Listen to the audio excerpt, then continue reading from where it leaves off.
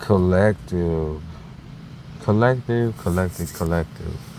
They are talking about fairness here. They are talking about opportunity here. They are talking about unconditional love here. Okay, and the reason why I brought up fairness first was because I think that in a lot of ways, expectations kind of set people up for disaster. I feel like your current expectations have been the things that are kind of destroying your potential relationships. They're putting a label or almost like a it's like a you're putting a flag on something that doesn't need a flag. You know what I mean? It's like there's certain things that we need out of people, right? It's a necessity, like in the balance of human beings, okay, woman or man or whatever the fuck you're dealing with. At the end of the day, you need some type of love, okay? You need some type of sensitivity, some type of vulnerability, but I just don't think that's been happening lately for you. And so we have the karma card right here. Okay, there she is, beautiful and all, right? Beautiful and all. This one reminds me of the justice card a little bit, which is essentially karma. You guys have turned off all of your sensors. You've turned yourself off, right? You've made it so that it's so hard to like crack your code or get into your energy, and maybe you don't want people in your energy. That's fair. You know, that's a fair assessment. But when you be saying, I don't want people in my energy, make sure you mean it when you say it. Because at the end of the day, you're still enabling or allowing certain types of people up into your shit because they have part of what you offer, not all of what you offer, right? So because you're able to give them the full extent of your love and they only give you partial or different halves. For example, I'm just going to throw this out there as an example. People who throw money at people as an expectation that that's going to gain them some type of love or some type of affection, some type of vulnerability. People who throw sex at people, it's just the only parts of your relationship that are good at all anymore is just sex, sex, sex, sex, sex.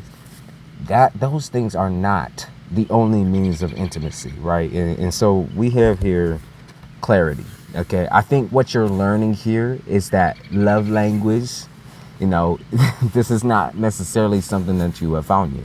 You haven't found your own love language. So as a response, the universe is kind of sending you these people that don't really have any love in them, right? They don't really have any, and it's not that you're doing things wrong.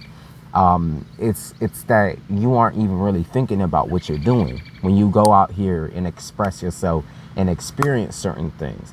I think the challenge that you're running into most of all is honesty. It's honesty of what you want. Instead of getting the attention from someone who might be more attractive than what you're used to, right? Who might show a lot of more like glitz, a lot more glamour, a lot more bank, guac. You're looking at that one-sided spectrum, okay? Instead of looking at the whole spectrum. It's like somebody at the end of the day can have mad money and they can throw money at you, but that doesn't equate to the level of love and the level of attraction and the level of just like gravitation that you're looking for from somebody.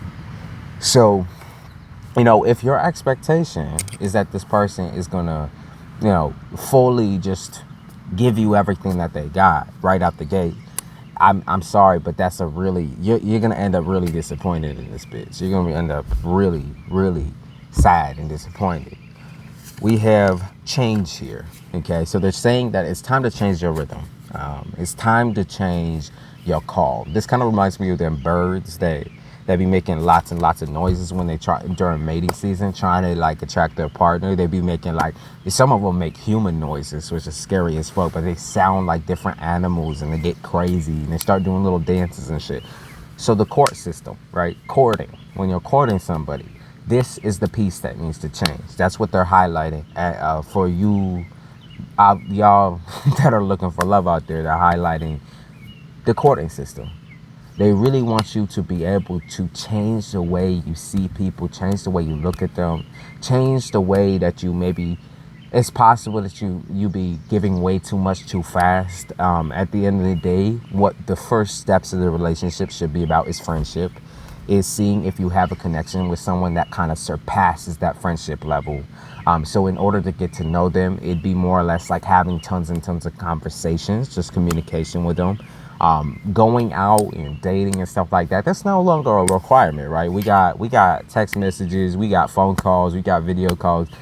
You know, going out now is kind of like secondary to that, right? Going out is the next step, and for some of y'all, that's even too much of a step sometimes, because that's also where things get lost in translation, and things get sexual or just flirtatious, and it's overly so.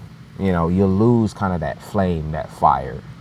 So, you know, let's switch some shit up. Let's see how you guys will end up, though. Let's see where you guys will end up. Chaos. Okay.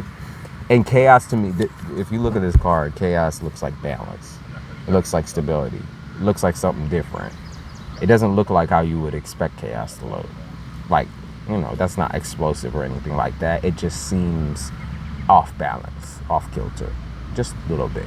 So, you know, be easy with it. Be easy with it.